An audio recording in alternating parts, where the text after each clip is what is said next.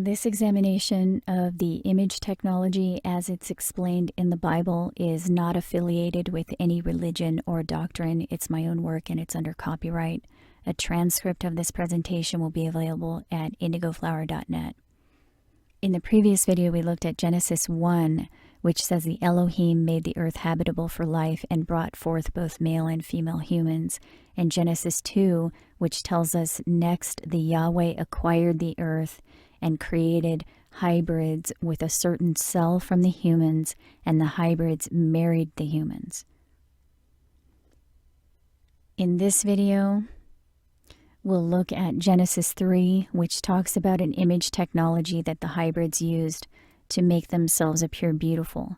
And we'll also find confirmation of that in Isaiah 3 and Lamentations 2. And we'll also look at the timing of this event according to the Bible. So Genesis 3 verse 1 in the King James translation says, "Now the serpent was more subtle than any beast of the field which the Lord God had made. And he said unto the woman, Yea, hath God said, You shall not eat of every tree of the garden." So the first Hebrew word in this verse was translated as serpent, number 5175, but it also means image. The word translated as subtle is number 6175, which also means crafty, and the definition of crafty is clever in usually a deceptive or dishonest way.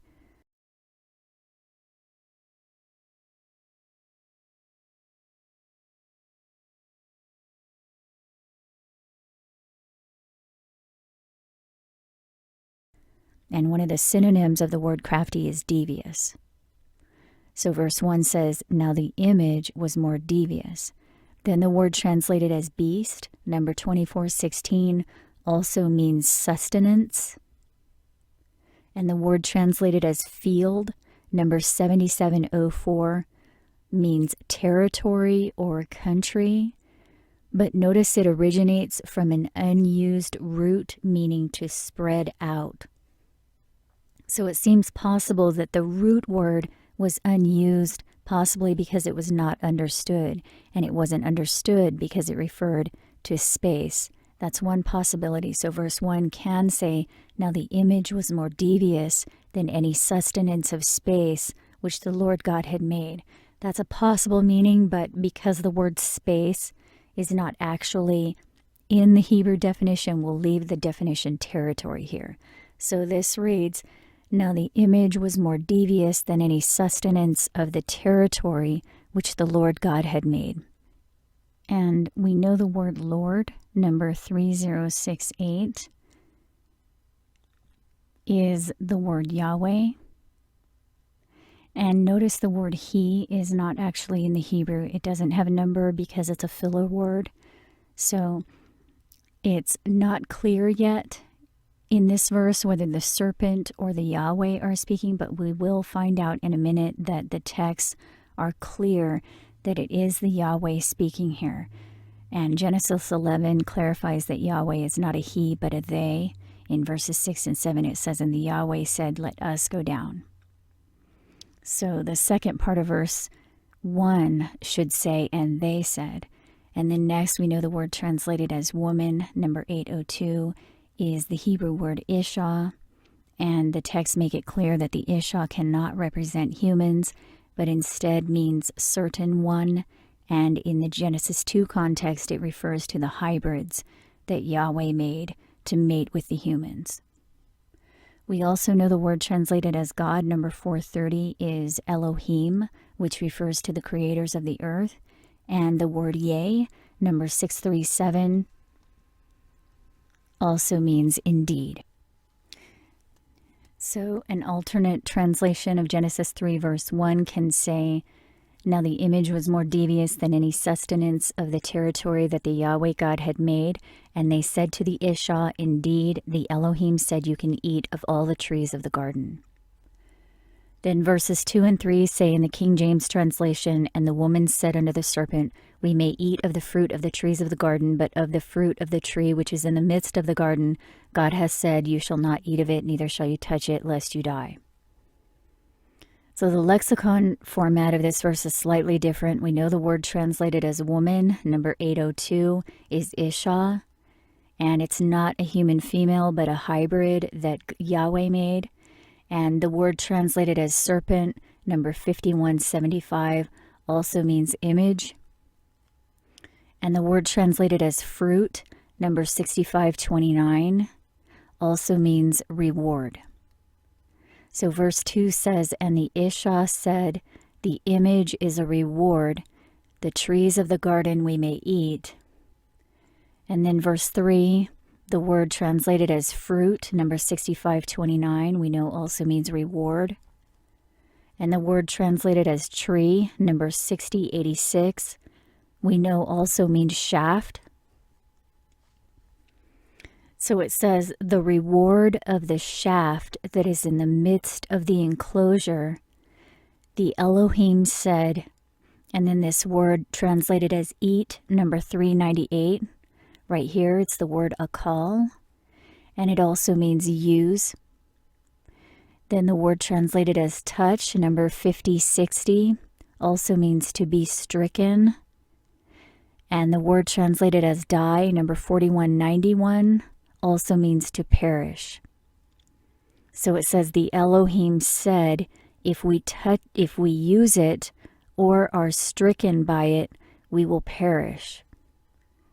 So Genesis 3 verses 2 and 3 say, and the Isha said, the image is a reward. The trees of the garden we may eat, but of the reward of the shaft, which is in the midst of the enclosure, the Elohim said, if we use it or are stricken by it, we will perish. So notice Genesis 3 says it was the Elohim who told them not to use the shaft, not Yahweh. So in Genesis 2 it says Yahweh commanded that they do not use the shaft in the midst of the enclosure. But in Genesis 3 it says the Elohim told them they cannot use the shaft. So that would make sense if the Elohim and Yahweh referred to the same group, but the texts indicate they are not the same. So this discrepancy seems to be another confirmation of number 8 here, that Deuteronomy 32 and Jeremiah 8:8 warned that the scribes altered the text and lied, publishing the name Yahweh and giving Yahweh the credit for what the Elohim did. In this case, what chapter 3 says makes more sense, that it was the Elohim who told them not to use the shaft. That would be the creator. So it's also unclear so far whether the serpent is talking to the Isha or if the Yahweh are talking to the Isha, but this is clarified in Revelation 12 and 13. In our examination of those chapters, we were given some basic facts about the image. First, we were told explicitly that Yahweh is the beast with 7 heads and 10 horns. Second, that the Yahweh is a group. Third, the dragon gives the power to the beast Yahweh. And fourth, the dragon is the serpent. So this tells us that the serpent is giving power to the Yahweh. And we know the word serpent in the book of Revelation stems from a word that means to appear. And the word for serpent in Genesis 3 literally means image. So we're told the dragon gives power to the beast.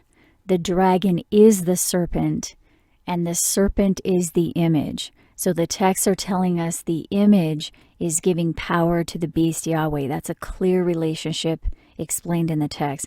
And Psalm 104 tells us Yahweh's clothing is light.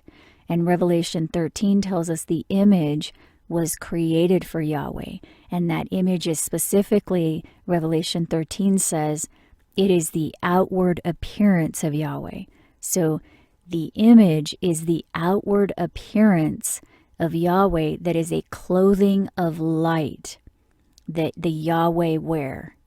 So if the image is speaking to the Isha in Genesis 3, then it's the Yahweh speaking, because it is the Yahweh who used the image as their outward appearance. The texts are clear. The beast is the Yahweh, the dragon is the serpent that gives power to the Yahweh, and the serpent is the image. So the image is giving power to the Yahweh. The clothing of light was created for the Yahweh. It deceives. It's the clothing of the sheep that the false prophets or wolves wear. It's the outward appearance of the beast Yahweh. So the serpent in Genesis 3 is the image, which we're told is the outward appearance of the Yahweh. In other words, it's the Yahweh speaking to the Isha here. Revelation is very clear about that. And then in verses 4 and 5, the King James translation says, "And the serpent said unto the woman, You shall not surely die, for God doth know that in the day you eat thereof, then your eyes shall be opened, and you shall be as gods, knowing good and evil." So we know the word translated as serpent means image. The word translated as woman is Isha, that's the hybrid. And the word translated as God, number 430, is Elohim, that's the creators. And the word translated as eat, number 398, also means use. Then the word translated as eyes, number 5869, also means appearance. The word translated as opened, number 6491, means blossom. The word translated as knowing, number 3045, also means be perceived. The word translated as good, number 2896, also means beautiful. And the word translated as evil, number 7451, also means favored. So verses 4 and 5 can also say, "And the image said to the Isha, You shall not surely die, for the Elohim know that in the day you use it, then your appearance shall blossom, and you shall be as the Elohim, and be perceived beautiful and favored." So this tells us a few things. First, it tells us the Elohim are beautiful. So not only are the Elohim generous, benevolent, and human or humanoid, but Genesis 3:5 tells us they're also beautiful. And the second thing this is telling us is the image is speaking to the Isha. And we know from our examination of Revelation 13 that it was the Lamb who speaks like a dragon who caused the image to speak. It's here in number 9. Revelation 13 tells us he made fire, transformation of light, come down from heaven in the appearance of the beast with 7 heads and 10 horns, who we're told is the Yahweh. Then he caused the image to speak. So we now know that Genesis 3 is telling us the image speaks to the Isha, telling the Isha that the shaft will make the Isha appear beautiful. And here in Revelation 13, we're told the image is light. It's the fire or transformation of light that came down from heaven in the appearance of the human countenance. We'll have confirmation of that again in Lamentations 2. We'll look at that later. But it's telling us here that the outward appearance of Yahweh is a human appearance. And the Lamb who speaks like a dragon caused that outward appearance to speak. Psalm 104 also confirms that Yahweh's clothing is light. The texts are very clear that it's Yahweh who uses the image and that the image is a clothing of light. We're also told the image is a deception and that the false prophets wear the clothing of the sheep. And now in Genesis 3, we're told the image is the most devious sustenance made by the Yahweh, and the shaft makes the Isha appear beautiful. Well, the word shaft is often used as a reference to a light beam. So these are all scriptural confirmations that this is truly what the image is. It's a cloak of light, a disguise for the Yahweh and the Isha.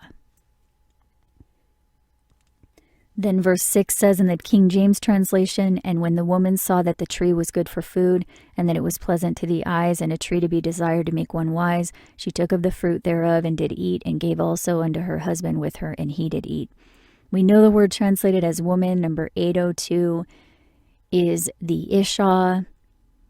We know the word translated as tree, number 6086, also means shaft. And the word translated as food, number 3978, also means provision. And the word provision means the providing of or supplying of something, especially of food or other necessities. So verse 6 says, and when the Isha saw that the shaft was a good provision, and then the word translated as it, number 1931, also means he or she. The word translated as wise, number 7919, means prosper or have success. The word translated as fruit thereof, number 6529, means reward. The word translated as eat, number 398, also means use. And the word translated as husband, number 376, also means human being or humans. So verse 6 can also say, and when the Isha saw that the shaft was a good provision, and that he or she was pleasant to the eyes, and it was a shaft to be desired to make one have success, he or she took of the reward and did use it, and gave also to the humans with him or her, and they did use it. Then verse 7 in the King James translation says, and the eyes of them both were opened, and they knew that they were naked, and they sewed fig leaves together and made themselves aprons. So we know the word translated as eyes, number 5869, means appearance. The word translated as opened, number 6491, means blossom. And we know the word naked also means bare. So it says, and the appearance of them both blossomed, and they knew that they were bare. But the word translated as knew, number 3045, also means learned to know or distinguish. So the first part of verse 7 can say, and the appearance of them both blossomed, and they learned to distinguish who was bare. So remember at the end of Genesis chapter 2 in verses 24 and 25, it said the humans will cleave to the Isha and they will become one flesh. And the humans and the Isha were both bare and were not confused. Now in Genesis 3, we're told the image, the outward appearance of the Yahweh is speaking to the Isha, telling them that the shaft in the midst of the garden will not kill them, but make them appear beautiful. And this is interesting because we were told in Genesis 2 that the Yahweh created the Isha in order to mate with the humans. So Genesis 2 verse 23 says, the flesh of this one shall be chosen. The Isha will marry the humans. And now that makes sense because it says they're now using a technology that makes them appear beautiful, a technology that the Yahweh gave them, but that was forbidden by the early creators. In Genesis 2, it says initially they were bare and were not confused. And in chapter 3, the meaning of bare becomes clear. We're told the Yahweh wear clothing of light. The image is their outward appearance. So anyone who is bare is one who is not using the image, not wearing the cloak of light that changes their appearance. So Genesis 3 tells us the Isha and the humans with them started using this cloak of light, and they also learned how to distinguish between those who were wearing the cloak and those who weren't. And this cloak of light is all throughout the Bible. It's the coat of many colors that Jacob gave to Joseph. We know colors are frequencies of light, so Joseph's coat of many colors was a coat of light. And we're told in Revelation 13 that the image is a deceiving clothing of light. And in Genesis 3, we're told the shaft is what changes the Isha's appearance, making them beautiful. So the shaft is a shaft of light. We're also told Satan transforms into an angel of light, and we know Satan is another name for the serpent, which is the image. So this clothing of light disguise is also mentioned in the first book of the prophets, the book of Isaiah. First it talks about the daughter of Zion. In Isaiah 1 it says in verses 6 through 8 that from the sole of the foot until the head there are wounds, bruises, and sores, and that the land is devoured with strangers, overrun by strangers, and the daughter of Zion is left as a besieged city, as Sodom and Gomorrah. And then it says in verses 10 and 11, Hear the word of the Lord, you rulers of Sodom. To what purpose is the multitude of your sacrifices unto me? I delight not in the blood. Who hath required this? Your new moons and Sabbaths, it is iniquity. Your new moons and your appointed feasts, my soul hates. Your hands are full of blood. So this is more proof that the texts were altered, because the word for Lord in verse 10 is Yahweh, as you can see here. And it says here that Yahweh hates the sacrificing of bullocks, lambs, or goats on the feast days. But if we look at Leviticus 23, we're told Yahweh commanded the sacrifices on the feast days. For example, in verses 18 and 19, it says, And you shall offer 7 lambs, 1 bullock, and 2 rams. They shall be for a burnt offering unto the Lord, an offering made by fire of sweet savor unto the Lord. Then you shall offer 1 kid of the goats and 2 lambs of the first year. So you can see the word translated as Lord in these verses is a number 3068, which is Yahweh. So the answer to the question in Isaiah 1:12 that asks, who hath required this, is answered in Leviticus 23. It's the Yahweh that required it. It's written that Yahweh commands the sacrifice of animals, and it is also written that Yahweh hates the sacrifice of animals. So obviously, number 8 here, Jeremiah 8:8, is correct again. The pen of the scribes is in falsehood. The texts were altered. Either Yahweh wants them to sacrifice animals on the feast days, or Yahweh hates it. It cannot be both. So this is another example that parts of the writings were altered, which shouldn't be surprising. They're thousands of years old, but whoever wrote the text seems to have known that the text would be changed, because the deeper message was written in code.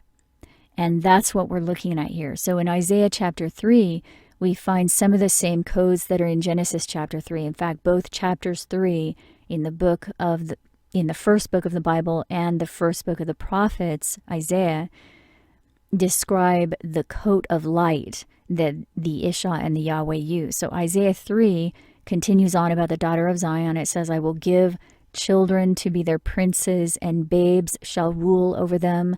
The child shall behave proudly against the ancient, and the base against the honorable. And then in verse 12 it says, children are their oppressors, and women rule over them. But we know the word translated as women, number 802, is the word Ishah, which the texts make clear cannot be human. So this says, and the Ishah shall rule over them. And that makes sense as we continue, because next it describes the cloaking technology that Genesis 3 tells us the Ishah hybrids are using. So it starts in verse 16. This is going to explain the cloaking technology. The King James translation says, Moreover, the Lord said, because the daughters of Zion are haughty, and walk with stretched forth necks and wanton eyes, walking and mincing as they go, and making a tinkling with their feet. But the phrase daughter of Zion is a code throughout the text. It's mentioned in 31 scriptures in the Bible, and in 27 of those 31 scriptures, it's translated as the daughter of Zion, singular. So there are only 4 scriptures in the Bible that translate the phrase as daughters of Zion, plural, and 3 of those 4 are in the book of Isaiah. However, even in Isaiah, the singular daughter of Zion is the most predominantly used. As you can see, it's in Isaiah 1, daughter of Zion, Isaiah 10, daughter of Zion again, and also in Isaiah 16, Isaiah 37, 52, and 62 all use the phrase daughter of Zion. So in Isaiah 3:16, the word translated as daughters, number 1323, also means daughter singular. And the word exalted here, number 1361, is translated as haughty here, and the word haughty means arrogant. Then the word translated as walk, number 3212, means lead. The word translated as which with stretched forth, number 5186, means decline. And the word translated as next, number 1627, means throat of open sepulchre. And a sepulchre is a tomb or a grave. So it says, because the daughter of Zion is arrogant and leads the decline down the throat of an open grave. And then the word translated as wanton, number 8265, means seductive. The word translated as eyes, number 5869, means appearance. The word translated as walking, number 1980, means lead away. The word translated as mincing, number 2952, means take quick little steps. So it's saying leading away in quick little steps as they go.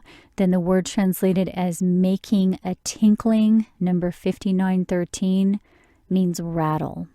So the end of this says the rattle of the feet. So Isaiah 3 verse 16 says, moreover, the Yahweh said, because the daughter of Zion is arrogant and leads the decline down the throat of an open grave with seductive appearance, leading away in quick little steps as they go, the rattle of the feet. And then notice in verse 17, the word that was translated as Lord is actually word 136, which is Adonai. So the lexicon says, Adonai will cause a scab upon the head of the daughter of Zion, and cause a scab upon Yahweh, and they will be bare, their foreheads will be bare. And we'll find confirmation of that later. So we'll put that here. Therefore the Adonai will cause a scab upon the head of the daughter of Zion, and scabs upon the Yahweh, and they will be bare, their foreheads will be bare. And then verse 18 in the direct lexicon says, in that day Adonai will take away either their beauty or their glory. And then the word number 5914, which means stalks. Then word number 7636, which means front band. And it stems from an unused root meaning to interweave. And the Hebrew word that means interwoven is abat. And abat also means bonds. So it says Adonai will take away the glory of their stalks and bonds. And then word number 7720 means round tires like the moon.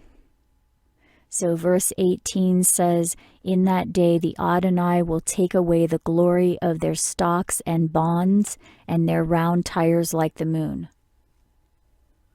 Then verse 19 says the pendants, and then the word 8285 is the word shara, and it says it is the same as the word shor, which means body. So the pendants of the body and the veil.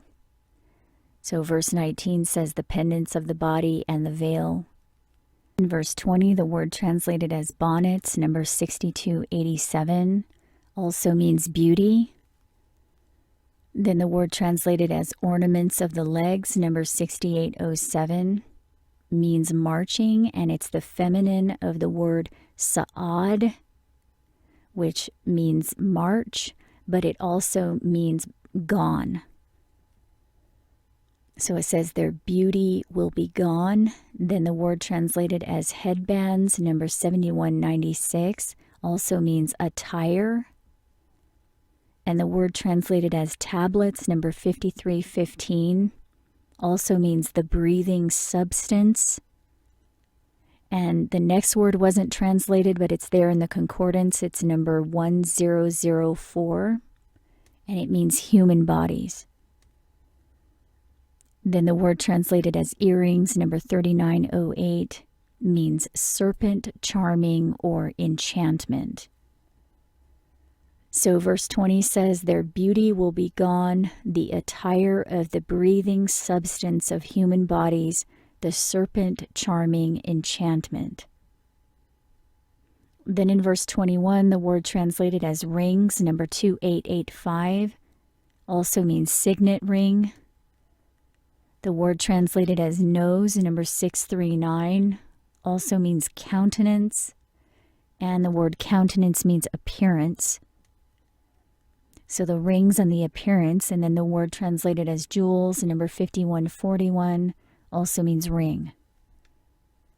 So verse 21 says the signet ring and the countenance ring, or the appearance ring. Then verse 22 says the changeable suits of apparel, and the word translated as mantles, number 4595, also means over tunic. And that is defined as a garment or a covering membrane or tissue. And the word translated as wimples, number 4304, also means cloak. So the cloak and the crisping pins. So verse 22 says the changeable suits of apparel, the covering membrane, the cloak, and the crisping pins. Then in verse 23, the word translated as glasses, number 1549, means tablet. So the tablets, and then the word translated as fine linen, number 5466, which means outer garment. So the tablets and the outer garments, the hoods and the veils. So we'll add that here. Verse 23, the tablets and the outer garments, the hoods and the veils. Then verse 24 says, and it shall come to pass that instead of sweet smell, there shall be stink, and instead of the word translated as girdle, number 2290, which also means apron or armor. So instead of an apron or armor, the word translated as rent, number 5364, which also means an encircling rope. So instead of an apron or armor, an encircling rope, and instead of well-set hair, baldness, and instead of the word translated as stomacher, number 6614, which means rich or expensive robe. So instead of an expensive robe, a girding of sackcloth, and burning instead of beauty. So verse 24 says, and it shall come to pass that instead of sweet smell, there shall be stink, and instead of an apron or armor, an encircling rope, and instead of well-set hair, baldness, and instead of an expensive robe, a girding of sackcloth, and burning instead of beauty. So it seems clear that Isaiah 3 is referring to the same image technology described in Genesis 3, especially in verses 20 and 22. Their beauty will be gone, the attire of the breathing substance of human bodies, the serpent charming enchantment, the changeable suits of apparel, the covering membrane, the cloak. And verse 17 says, when these things are taken away, they will be bare. And notice it's the Adonai who will be taking this deceiving image away. So there's another reference to this in Lamentations 2. It says, the Lord covered the daughter of Zion with a cloud and cast down the beauty and slew all that were pleasant to the eye in the tabernacle of the daughter of Zion. And notice the word translated as Lord here is the word 136, which is Adonai again. So it's referring to the same thing Isaiah was referring to. It says Adonai will cast down the beauty, cut off the horn of Israel, which, by the way, we know Israel refers to the whole world, cut off the horn of Israel and slay all that are pleasant to the eye in the tabernacle of the daughter of Zion. And then the word Lord in verse 6 is number 3068, which we know is Yahweh. And as you can see, the word for Lord in verse 5 is number 136, which is Adonai. So it's saying Adonai will cast down the beauty, in other words, the image technology. And in verse 6 it says Yahweh caused the feasts and Sabbaths to be forgotten. And verse 7, Adonai cast off his altar. He abhorred his sanctuary. In other words, it's talking about Yahweh here. Adonai cast off the altar of Yahweh. He abhorred his sanctuary. They made a noise in the house of Yahweh. Yahweh hath purposed to destroy the wall of the daughter of Zion. The prophets find no visions from Yahweh. We'll look at this more closely later, but it says the Yahweh hath done that which they devised. So we know that Yahweh is a group, so that should be they. The Yahweh hath done that which they devised. And then at the end of verse 17, it says the Yahweh set up the horn, and their heart cried out to Adonai. In verse 20, behold, the Yahweh, and consider who has done this. Shall the Ishah eat their fruit? So notice that word women, number 802, that's the Ishah. So it says, shall the Ishah eat their fruit, and the children of a span long. In other words, should the Ishah use the reward of the shaft? Because we know that word eat, that means use, and the fruit, that is the reward of the shaft. We just looked at that. It's a reference to Genesis 3. So it's saying, should the Ishah use the reward of the shaft and have children for a long time? Shall the priest and the prophet be slain in the sanctuary of the Adonai? So Lamentations 2 tells us the Yahweh set up the horn, the Ishah are using the shaft to produce children, and the Adonai will take away their beauty, the cloak of light, the image that they're using in order to mate with the humans to produce children.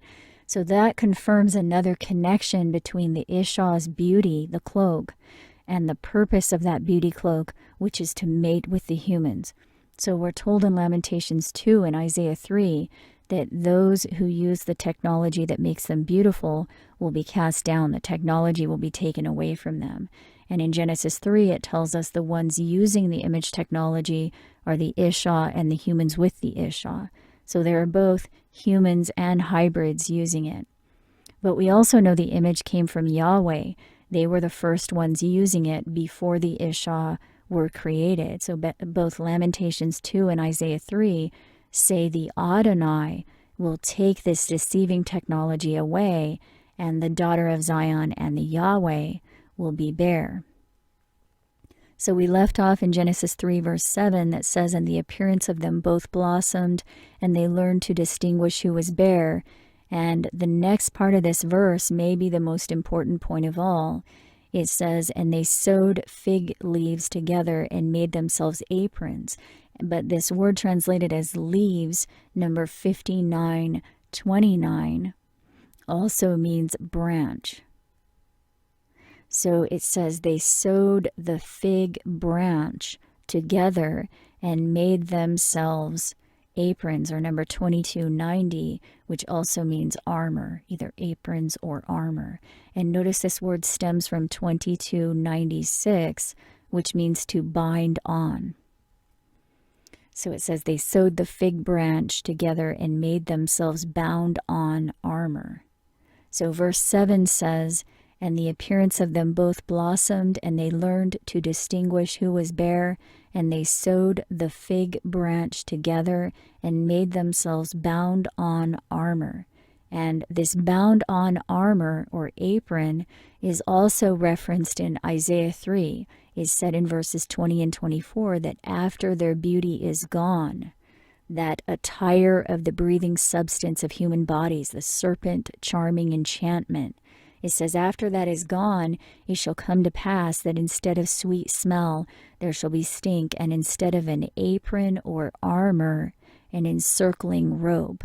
So this is confirmation again that the putting on of the apron armor is actually the putting on of the image, the cloak of light, the attire of the breathing substance of human bodies, the serpent charming enchantment, the changeable suits of apparel, the covering membrane, the coat of many colors, or the cloak.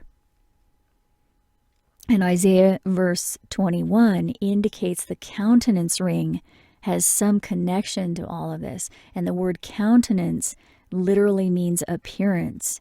So it's saying in verse 21, the appearance ring has some connection to the attire of the breathing substance of human bodies. So we know the texts tell us the image technology is made of light, and light is electromagnetic radiation within a certain portion of the electromagnetic spectrum. Specifically, visible light is the portion of the electromagnetic spectrum that human eyes detect. So the Bible tells us the cloak is made of light. Light is electromagnetic radiation, and an electromagnetic field looks similar to a ring. Even the magnetic field around the earth is shaped like a ring. So the appearance ring in Isaiah 3 may refer to an electromagnetic field. The human body also produces magnetic fields. The first valid measurement of a magnetic field produced by a human body was done in 1963. But the book of Revelation says, starting in number 6 here, it says, the image deceives by the means of the mark. So it says the Lamb who speaks like a dragon was given the mark to make the outward appearance of the beast. And that mark, it says in number 11 here, is also put on the right hand or the forehead, and they buy or sell with it. So we know they're already doing that with the RFID chip, and we know they also have microchip tattoos that they're doing the same thing with. So at this point, it does look like the microchip itself is the mark. So that means, because it says here that the mark is how they are able to create the outward appearance. That means that the cloak of light, the outward appearance, is made with the help of microchips. In other words, it's microtechnology. And this is a concept that can be conceived of in modern times. It's depicted in modern television and movies regularly. It's sometimes called shape-shifting. And it has been in the Bible for thousands of years, only it was covered up until now. So finally, the reference to the fig tree in Genesis 3:7 is possibly the most important point. It's another code about the timing of this event. So Jesus said in Matthew 24:32, now learn a parable of the fig tree. When his branch is yet tender and puts forth leaves, you know that summer is nigh. So he was telling us that the fig tree is a parable or riddle. In other words, it's code. In Hosea 9, we're told the first ripe in the fig tree are the fathers of Israel. And Israel became a recognized world nation in 1947. That's common knowledge. Many have recognized that the emergence of Israel may be what Jesus referred to when he mentioned the branch of the fig tree putting forth leaves. If that's true, and Jesus was referring to 1947, when he said the branch of the fig tree will put forth leaves at that time, then the sewing together of the fig tree branch in Genesis 3 may also refer to 1947. Genesis 3 tells us the fig tree branch was sewn together by the Ishah, the hybrids, and the humans with them, and that occurred in Eden, which we know is near Mesopotamia and modern-day Iraq. So we know they were created. The Ishah was created in that time. But here it's referencing 1947 when it says they sewed together the fig tree branch when they started using the shaft.